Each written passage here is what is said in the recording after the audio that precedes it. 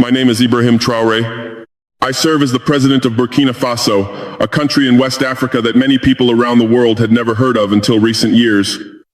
Yet for those of us who live there, it is not simply a place on a map. It is our home, our responsibility, and our future. I speak to you today not as a politician trying to impress the world, but as a man who has faced a moment that forced me to ask a very simple question. What is a leader worth if he abandons his conscience? Many of you listening to this story are older than I am. Some of you have lived through wars, through economic crises, through moments when the world seemed uncertain. You understand something important that younger generations sometimes forget. Power changes, money disappears, alliances shift. But truth remains. The story I am about to tell you happened on the 10th day of March in the year 2026. On that morning, I was sitting inside a building that represents one of the most powerful political unions in the modern world, the Europa building in Brussels, Belgium, the headquarters of the European Union. The meeting had been described to me as a high-level strategic discussion about the future of the Sahel region of Africa. For many years, our region has faced instability, security challenges, and economic struggles that have drawn the attention of governments and global institutions across the world. Burkina Faso, Mali, and Niger were central topics of the meeting. Around the long oval conference table sat nearly 40 senior officials, representing some of the most influential organizations on earth. Leaders and representatives from the European Union, the International Monetary Fund, the World Bank, the African Union, and the United Nations. Among them were names known to many people who follow global politics and international finance. Kristalina Georgieva, the managing director of the International Monetary Fund, Ajay Banga, president of the World Bank, Josep Borrell, the European Union's High Representative for Foreign Affairs, Moussa Faki Mahamat, chairman of the African Union Commission. Each person in that room carried enormous influence over economic policy, development funding, and international diplomacy. But there was something else happening that day that made the meeting very different from most diplomatic gatherings. The entire discussion was being broadcast live. Major international news networks had positioned cameras around the room. France 24, Al Jazeera. Journalists from Reuters, Associated Press, and Bloomberg sat behind rows of laptops, ready to publish breaking headlines within seconds. According to the organizers, more than 18 million people were watching the broadcast across television networks and online platforms around the world. When the meeting began, everything appeared normal. Diplomats exchanged greetings. Opening remarks were delivered. Economic reports were mentioned. Security updates about the Sahel region were discussed. But only a few minutes into the session, I began to feel that something was not quite right. The atmosphere in the room carried a tension that was difficult to explain. People spoke carefully. Some exchanged quiet glances across the table. It was subtle but noticeable. Then, one European official slowly stood up to speak. As he began addressing me directly, I realized that this meeting was not only about economics. Something else had been prepared. Something unexpected. And in just a few minutes, the entire world watching that broadcast would understand what it was. But at that moment, sitting in that room surrounded by cameras and global power, I did not yet know exactly what question I was about to face. I would soon find out. And when that moment arrived, the decision I made would echo far beyond that conference table. The moment came at precisely 17 minutes past 10 in the morning. Until that point, the meeting had followed the predictable rhythm of diplomatic discussions.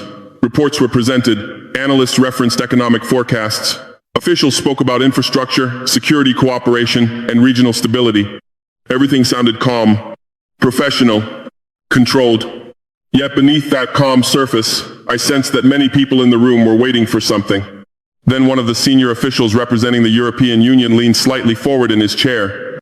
He adjusted the microphone in front of him and looked directly at me. His voice was steady and polite. But the words he spoke changed the entire atmosphere in the room. President Traoré, he said slowly, would you be willing to stop mentioning Jesus Christ in your political statements?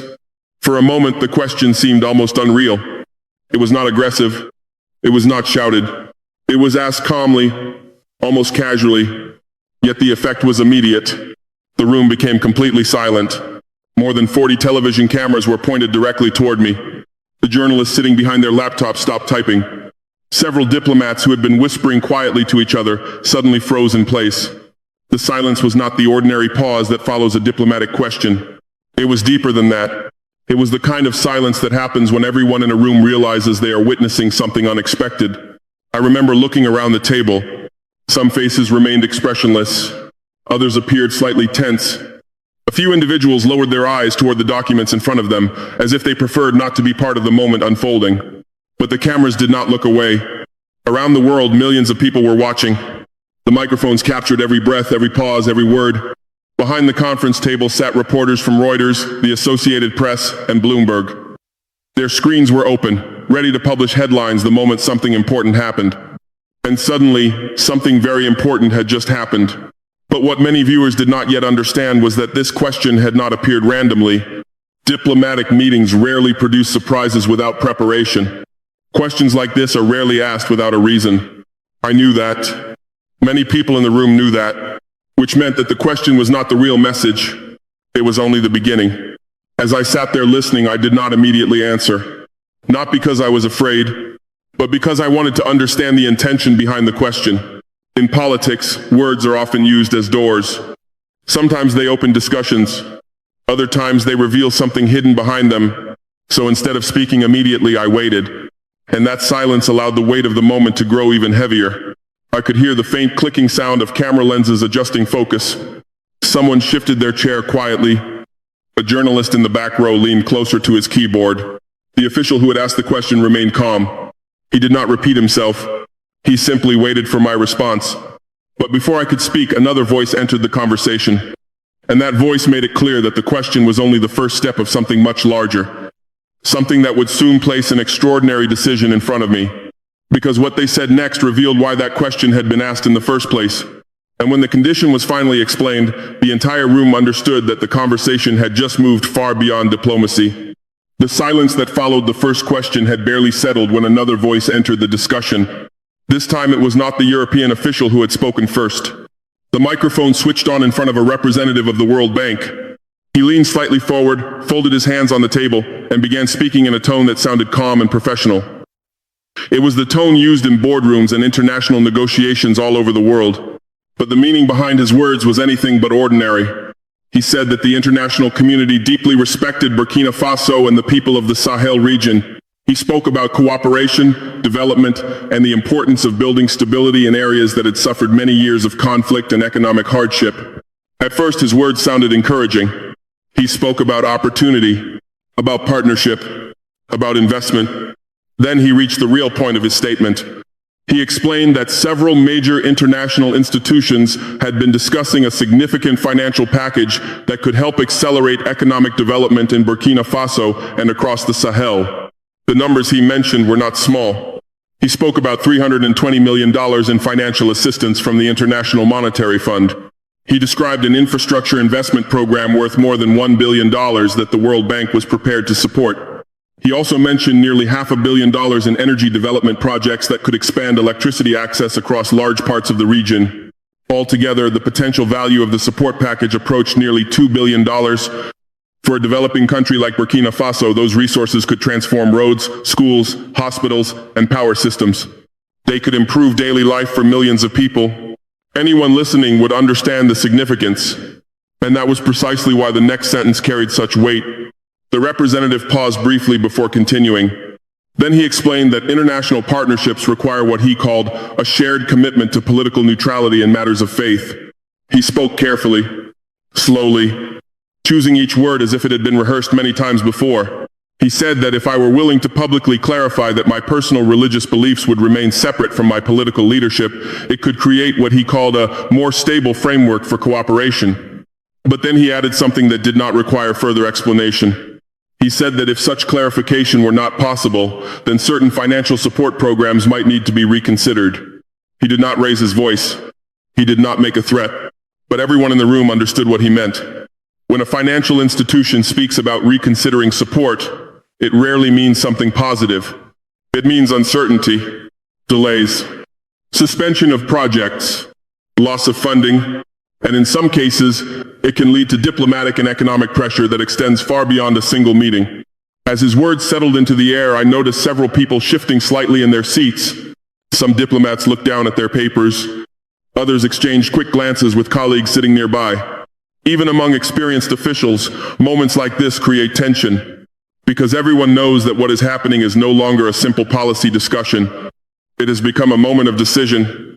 The cameras in the room continued recording every second. The journalists behind their laptops began typing again. Breaking news alerts were probably already being drafted. But what made the situation even more serious was something that every person in that room clearly understood. This was not a private negotiation. The entire conversation was happening live. Around the world, millions of viewers were watching. Television networks were broadcasting the meeting in real time. Online streams were being shared across news websites and social media platforms. Every sentence spoken inside that conference room was instantly traveling across continents, which meant that whatever response I gave would not remain inside those walls. It would be heard by governments, by analysts, by journalists, by ordinary people in cities and villages far away from Brussels. For Burkina Faso, the stakes were enormous. Nearly $2 billion in potential development support had just been placed on one side of an invisible scale, and on the other side stood a single question. Would I separate my public leadership from my faith in Jesus Christ, or would I refuse? Many leaders in the world have faced difficult negotiations, but very few face them while millions of people watch live. That morning, I realized that whatever decision I made would be remembered, not only by those sitting around the table, but by the entire world watching the broadcast. And as I sat there listening to the quiet hum of cameras and microphones, I understood something very clearly. This moment was no longer about money. It was about something much deeper. But before I spoke, another realization began to settle into my mind. The pressure was far greater than anything inside that room, because outside those walls, millions of people were watching and waiting to hear what I would say. And the weight of that global attention made the decision even heavier. When people imagine moments of global diplomacy, they often picture polished speeches, carefully written agreements, and leaders shaking hands for the cameras. What they rarely imagine is the quiet pressure that fills the room when millions of people are watching a decision unfold in real time. That morning in Brussels, the cameras were not simply recording history. They were amplifying every second of it. The conference hall inside the Europa building had been arranged to look orderly and professional. Microphones were positioned neatly in front of each delegate. Translation headsets rested beside folders containing briefing documents. But above all of that hung the silent presence of the broadcast. Dozens of cameras surrounded the room. Their lenses were pointed toward the oval table where the conversation was taking place. Small red lights above the cameras indicated that the broadcast was live. And those small lights carried enormous meaning, because they meant that whatever I said next would immediately travel far beyond that room. According to the technical team managing the broadcast signal through the Eurovision News Exchange system, more than 18 million viewers were watching the meeting as it happened. Television networks in Europe, Africa, North America, and the Middle East were carrying the signal. Online streaming platforms were also broadcasting it to audiences across the world. More than 200 news organizations had access to the feed. Journalists were ready to turn any sentence into a headline within seconds. That meant that the moment I spoke, my words would not belong only to the diplomats sitting around the table.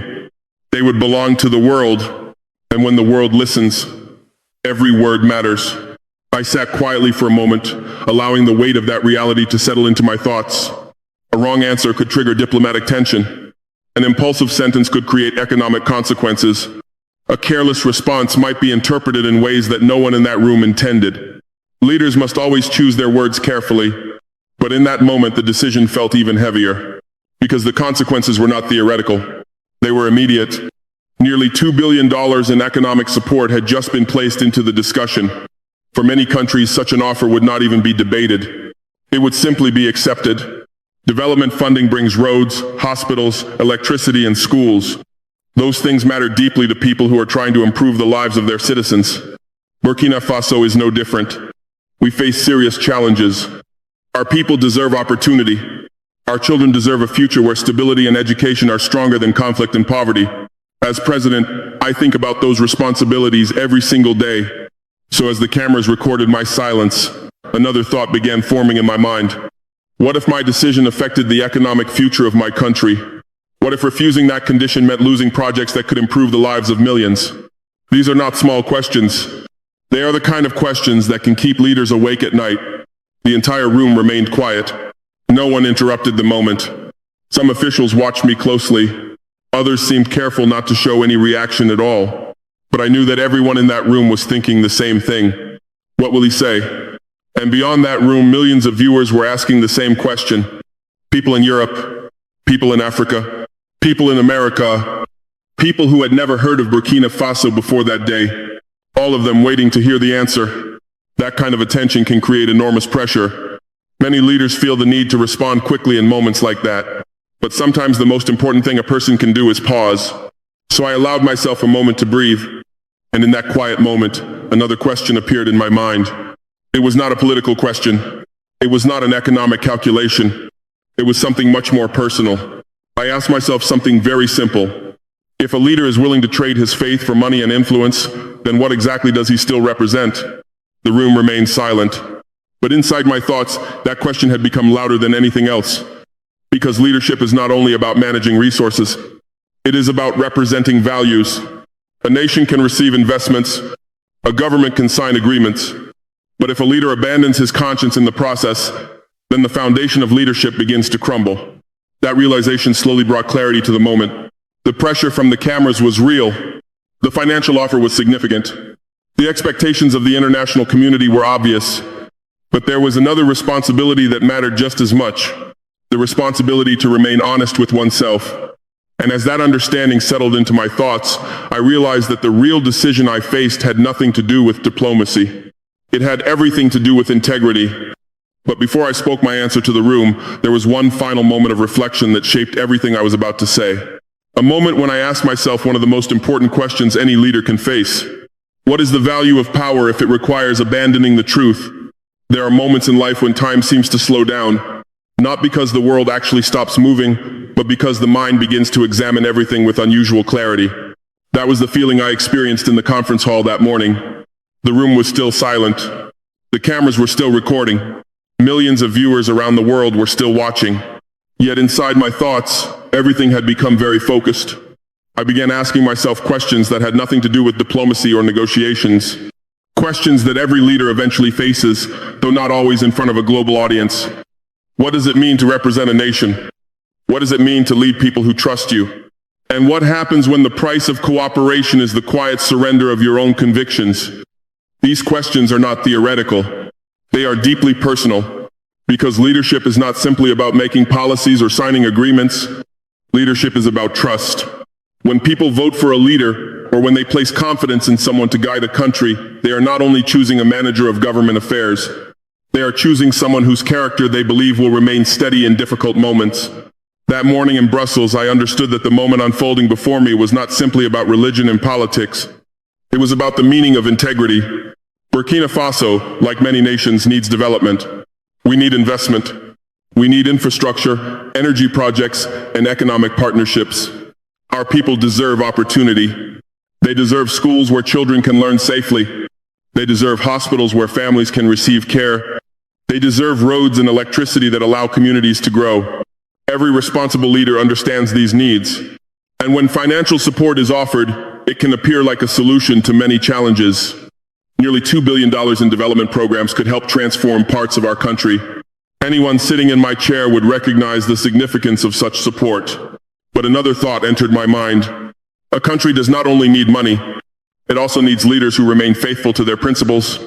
Because if a leader begins trading his convictions for resources, the process rarely stops with one compromise. Today it may be faith, tomorrow it may be sovereignty, and eventually it may become something even more fundamental, the independence of the nation itself. History offers many examples of leaders who gradually surrendered their principles in exchange for economic assistance or political approval. Sometimes they convinced themselves that it was necessary.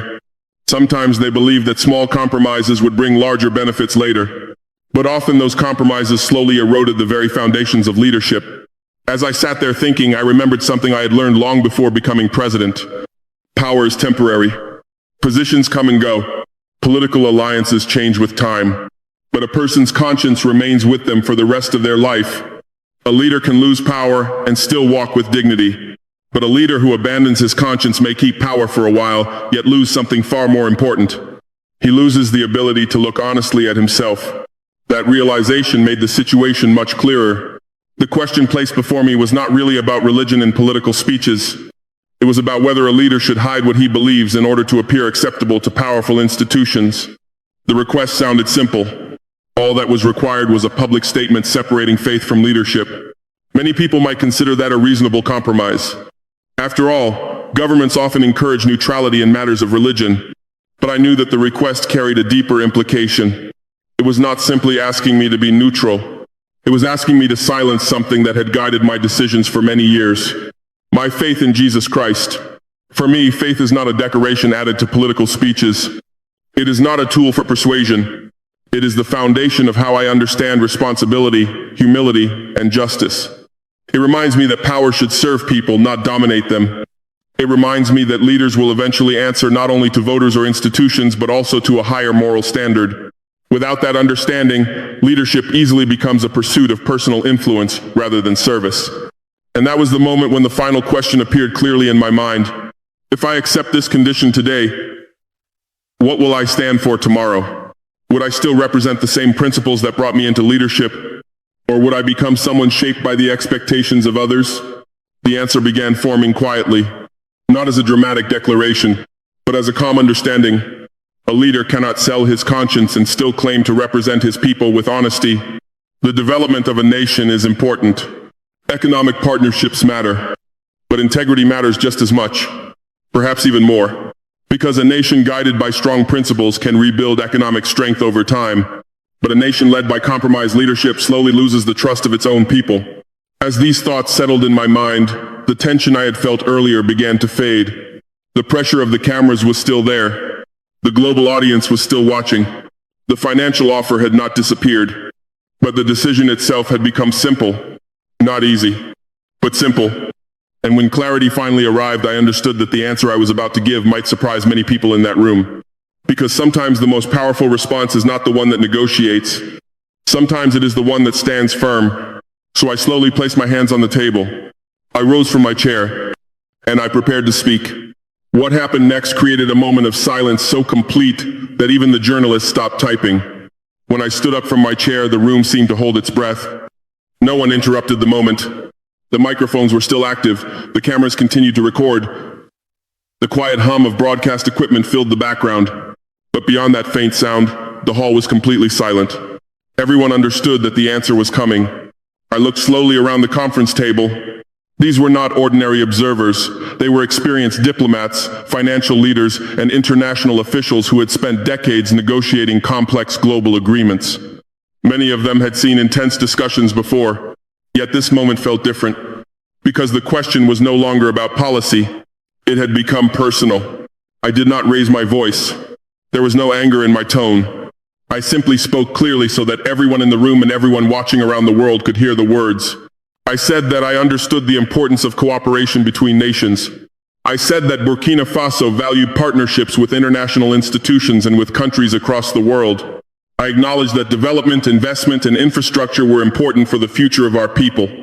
Those things were true, but then I paused, and the next sentence carried the meaning of everything I had been thinking. I said that money can build roads and buildings, but it cannot replace a leader's conscience. The room remained silent.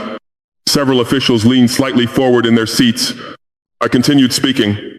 I said that I respected the organizations represented in that room. I respected the effort to promote stability and development in the Sahel region, but I could not accept the idea that faith must be hidden in order to lead honestly. Then I spoke the words that many people would later repeat across television broadcasts and social media.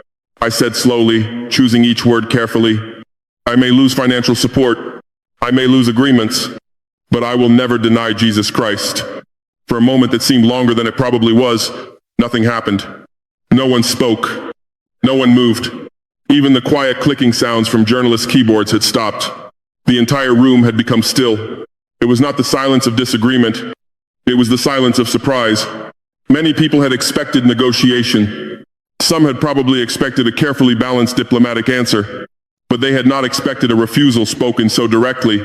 I remained standing, not as a gesture of defiance, but simply because the moment required clarity. After several seconds, I added something else.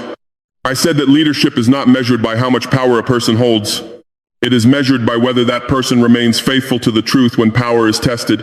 If a leader abandons his conscience for the sake of influence or resources, then he has already lost something far more important than money. He has lost integrity.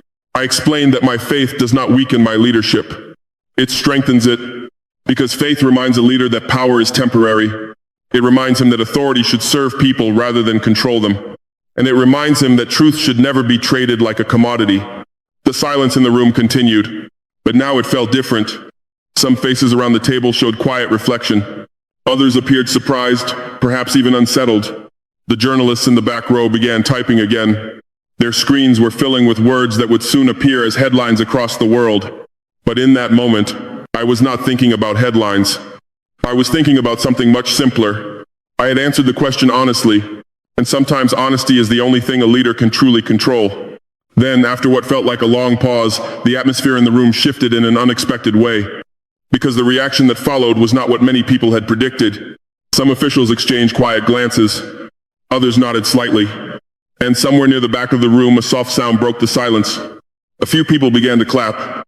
Not loudly, not dramatically, but enough for everyone to hear it. And that small reaction would soon lead to something even more surprising. Because within minutes, the words spoken in that room were already traveling across the world. For several seconds after I finished speaking, the silence remained. It was the kind of silence that feels almost physical, as if the air itself is waiting to see what will happen next. In diplomatic meetings, silence can carry many meanings. Sometimes it signals disagreement. Sometimes it signals careful calculation. But this silence felt different. It felt like the room itself was processing something unexpected. I slowly returned to my seat. No one rushed to speak immediately.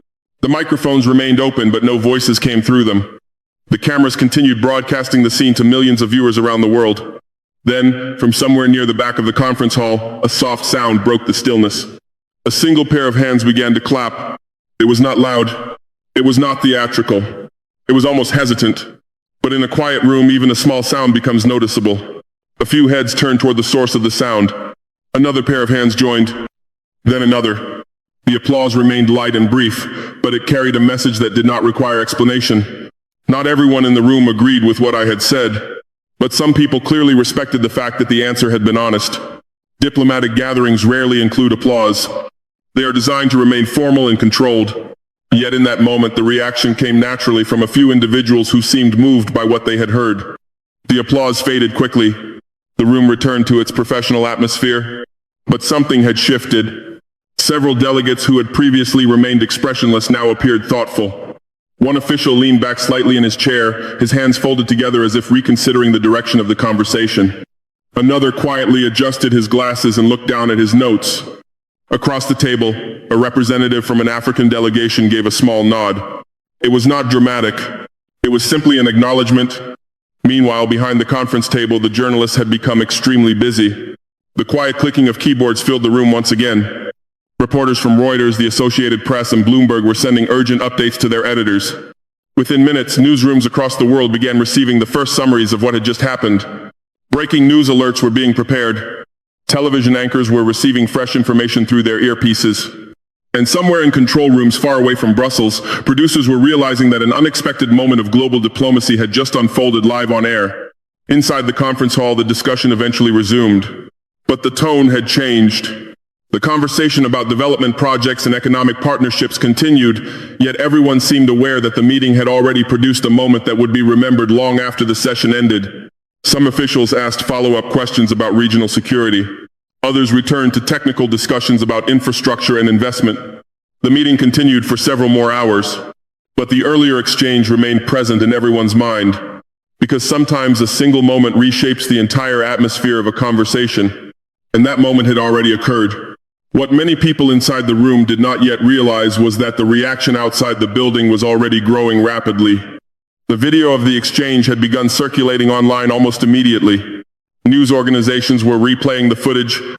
Viewers who had missed the live broadcast were watching the clip through social media.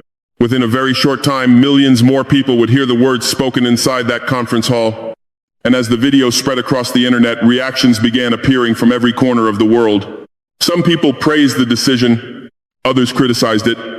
Many simply expressed surprise that such a moment had occurred during a diplomatic meeting broadcast live to a global audience. But the most remarkable part of the story had not yet fully unfolded. Because in the days that followed, the moment captured by those cameras would travel far beyond the walls of the Europa building. And the reaction from ordinary people around the world would reveal something powerful about the way truth resonates with those who are listening. After the brief reaction in the room settled, the meeting continued.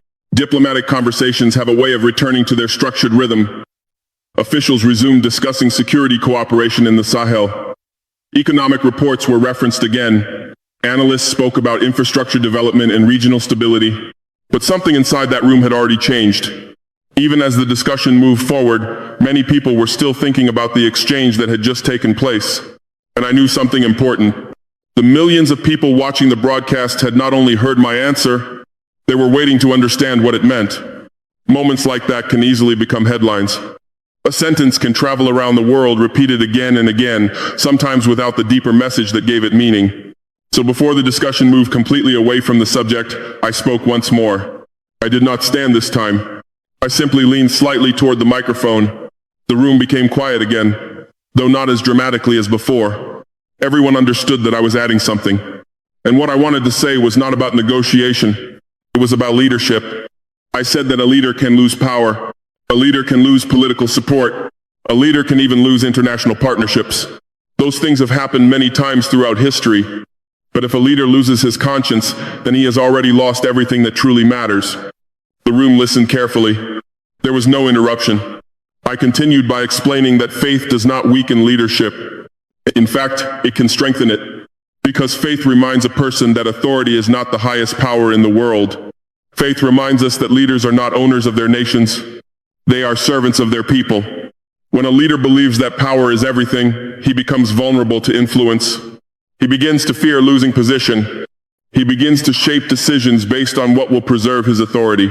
And once fear enters leadership, control follows quickly. But when a leader places truth and conscience above power, something different happens.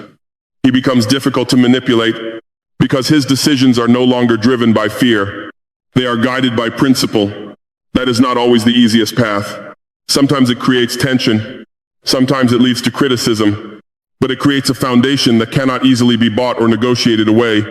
I explained that my faith in Jesus Christ does not mean that I expect every person to share the same beliefs.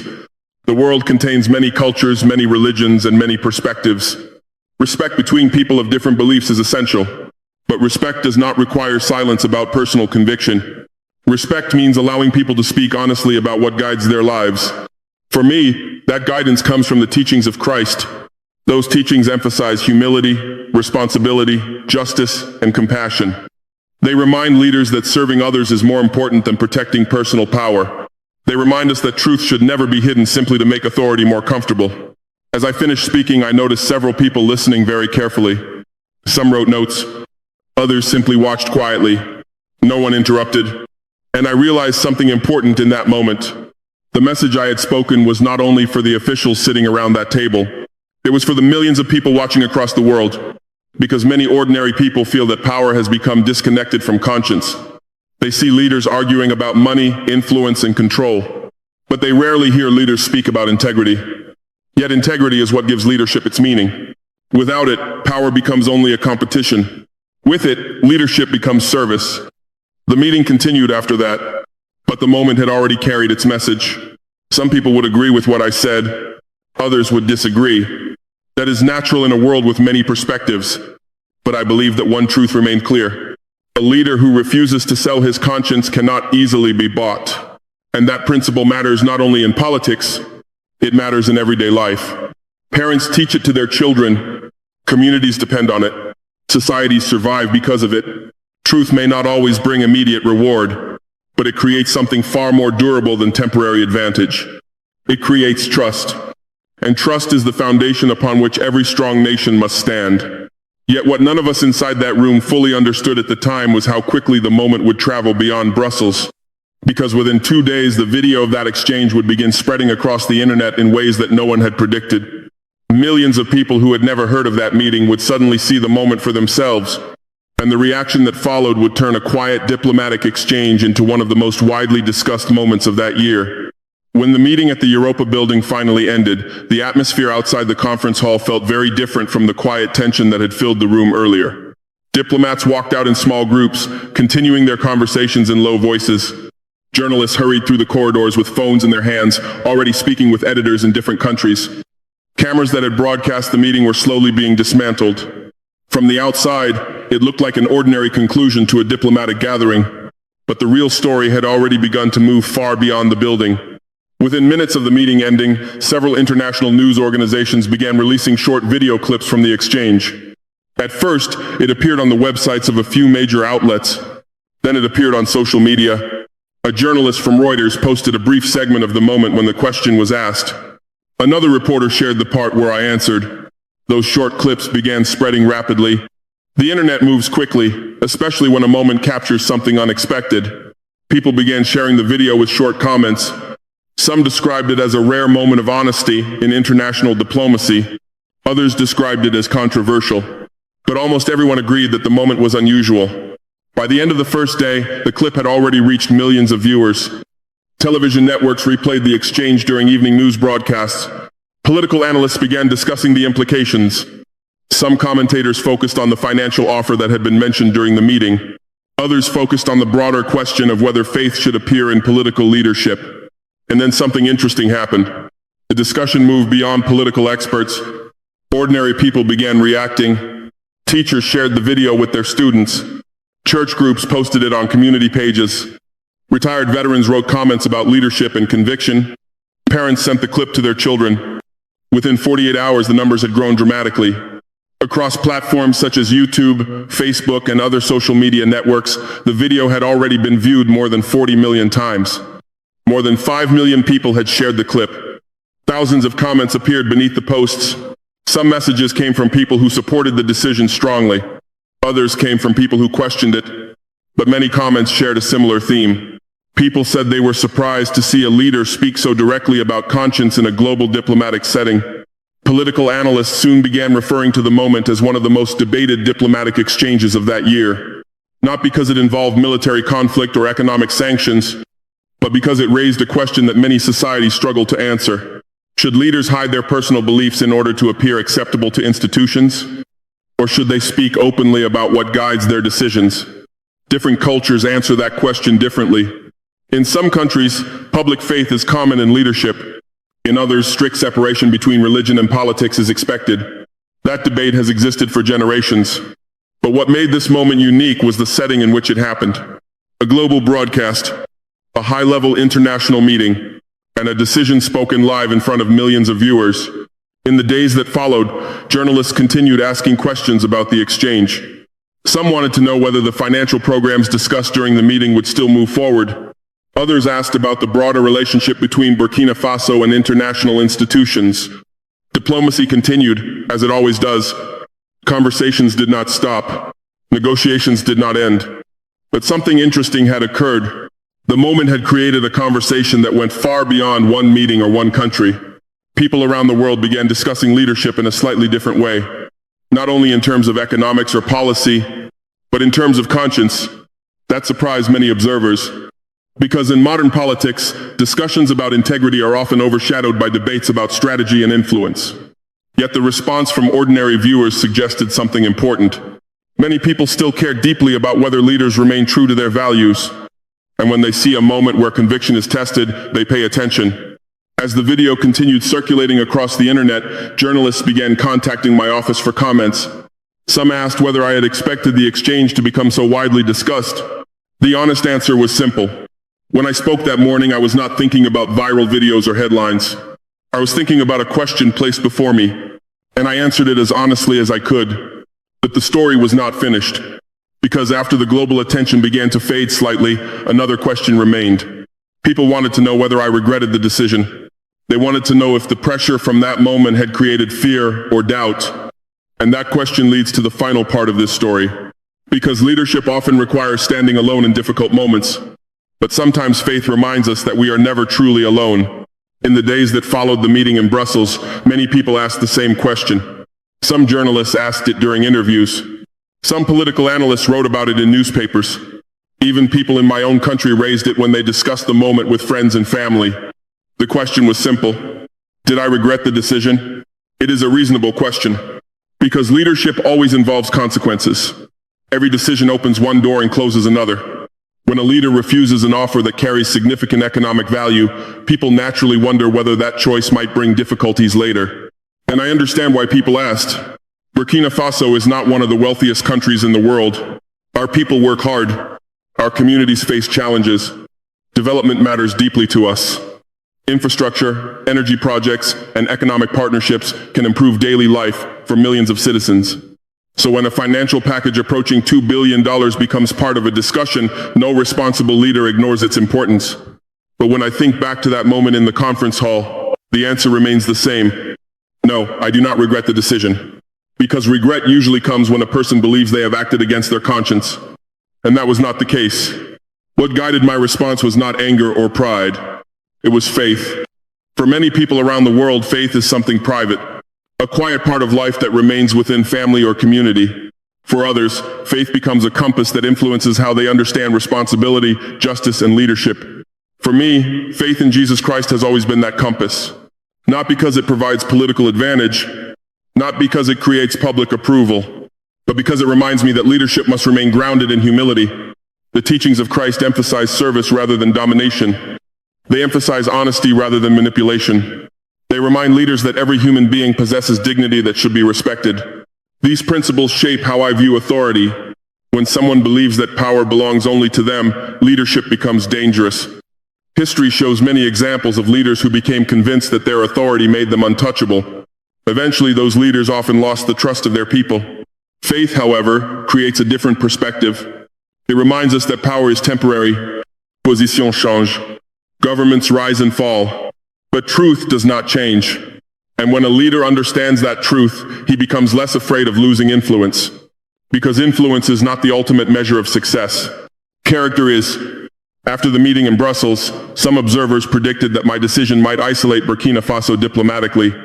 Others suggested that refusing the request might complicate future negotiations. Those concerns were understandable. International politics often rewards flexibility, but faith teaches something important. Standing for truth does not always bring immediate comfort. Sometimes it creates challenges. Sometimes it brings criticism. Yet history shows that conviction often earns respect over time, even among those who may disagree. Because sincerity is difficult to ignore. A leader who changes principles whenever pressure appears becomes predictable. But a leader who remains consistent, even in difficult moments, creates a different kind of reputation. People know where he stands. And that clarity can sometimes build stronger relationships than constant compromise. In the weeks after the broadcast, I continued focusing on the responsibilities of my office. Security challenges in the Sahel region did not disappear. Economic development projects still required attention. Diplomatic conversations continued with many partners across the world. Leadership never pauses for long reflection. There is always work to do. But occasionally I would hear from people who had watched the exchange. Messages arrived from different countries. Some came from pastors. Some came from teachers. Some came from ordinary citizens who simply appreciated seeing a moment where conscience guided a decision. Their words reminded me of something simple. Many people feel that truth has become rare in positions of power. When they see someone stand firmly for a principle, even if they disagree with it, they recognize sincerity. And sincerity still matters in the world. Yet the most important part of this story is not about me. It is about a principle that applies to everyone. No leader, no parent, no teacher, and no citizen ever truly stands alone when they choose truth over convenience. Because truth carries a strength that does not depend on popularity. And faith carries a reminder that even in moments of isolation, guidance remains present. That belief remained with me after the cameras stopped recording and the headlines faded. But there was one final question that people continued asking. Were you afraid? Did the pressure of that moment create fear? And the answer to that question leads to the final part of the story. Because leadership sometimes requires standing in a room full of powerful voices while feeling completely alone. But faith can change how that moment feels. In the weeks after that meeting in Brussels, many conversations followed. Journalists asked questions, analysts wrote long articles, commentators debated what the moment meant for diplomacy, for leadership, and for the relationship between faith and political power. But among all those discussions, one question appeared again and again. People wanted to know something very human. They asked whether I felt fear at that moment. They asked what it feels like to sit in a room filled with powerful officials, knowing that millions of people are watching your words. And they asked whether the pressure of that situation made me hesitate. Those questions are understandable, because when people see leaders on television, they sometimes imagine that those leaders are immune to pressure. But leadership does not remove human emotions. Leaders still feel the weight of responsibility. They still understand the consequences that decisions may carry. And they still recognize when the stakes are high. That morning in the Europa building, I knew exactly how serious the moment was. I knew that my answer might affect diplomatic relationships. I knew that financial partnerships could be influenced. I knew that the entire world was watching. Those realities were not hidden from me. But fear did not guide my decision, because something else was present in that moment. Faith. Faith does not remove responsibility. Faith does not eliminate difficult choices. But faith changes how a person experiences pressure. When someone believes that power comes only from human institutions, then every negotiation becomes a test of survival. Every decision feels like a calculation. Every moment becomes a struggle to maintain influence. But when someone believes that truth exists beyond political authority, a different kind of calm appears. The pressure may still exist, but the fear of losing power becomes less important, because power is not the highest value. Integrity is. When I sat in that room surrounded by officials representing powerful global institutions, I understood something clearly.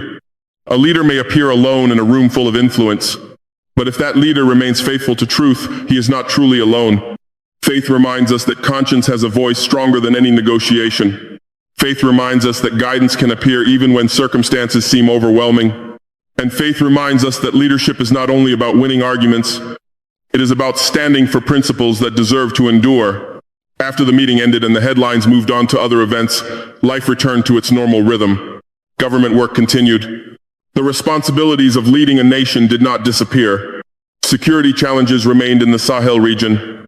Economic development still required careful attention. Diplomatic conversations continued with partners around the world. Leadership never pauses for long. But the memory of that moment remained clear, not because of the attention it received, not because of the debates that followed, but because it reminded me of something simple. Leadership always returns to character. Titles may change. Political situations may evolve, but character remains the foundation of every decision. And when a leader chooses to protect that foundation, he carries something stronger than temporary power. He carries conviction. Conviction does not guarantee comfort, but it provides direction. And direction is something every nation needs. Yet the story does not end with one meeting or one decision, because the deeper message behind that moment belongs to everyone, not only to leaders. Every person eventually faces moments where conscience and convenience stand side by side. Sometimes the easier path promises immediate reward. Sometimes the harder path requires standing alone. But history shows that the decisions made in those quiet moments shape the future more than any speech or agreement. That understanding leads to the final reflection I wish to share.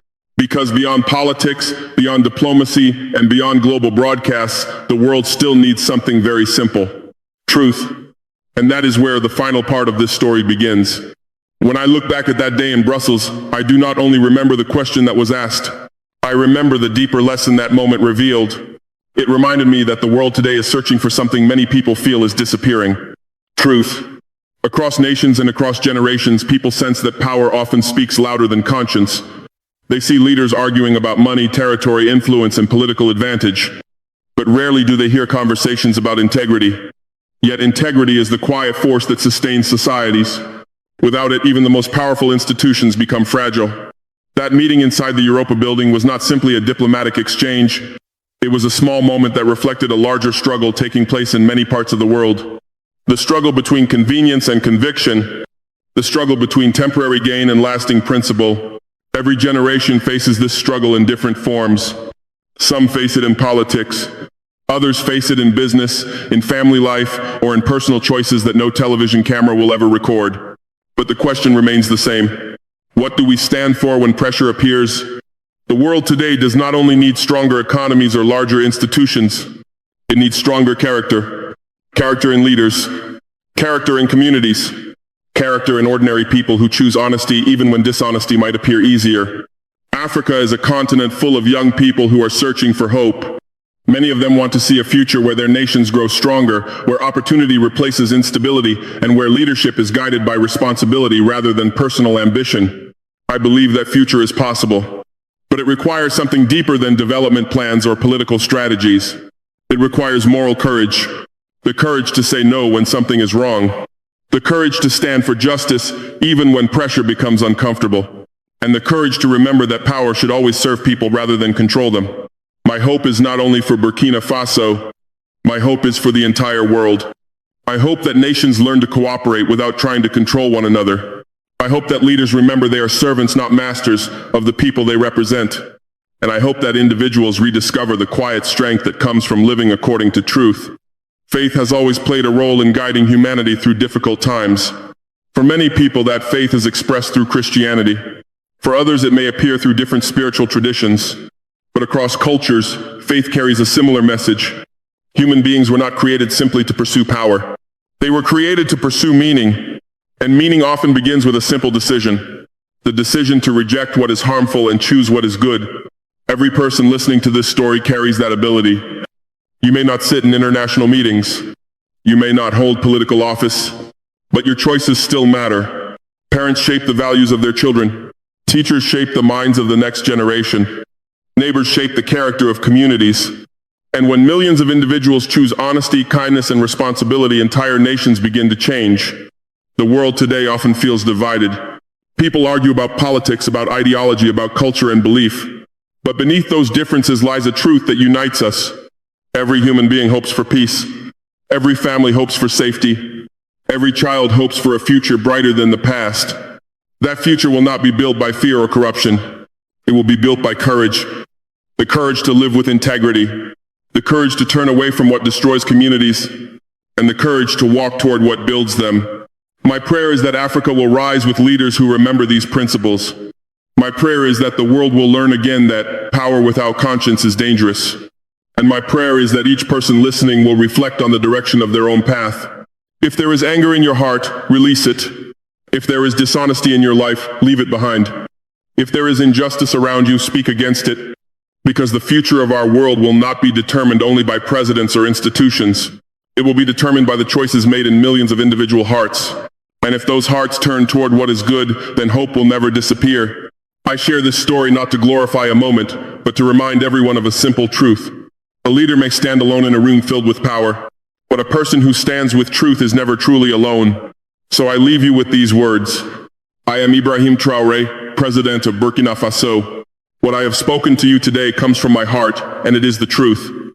I am Ibrahim Traoré, President of Burkina Faso. These words are not politics, they are the truth I believe. I am Ibrahim Traoré, President of Burkina Faso, and what I have shared with you is the truth as I know it. If this story has touched you, reflect on it. And if you wish to continue hearing stories that remind us of faith, courage, and integrity in leadership, you are welcome to return and listen again. Because the world still needs voices that speak with honesty, and perhaps together we can keep that spirit alive.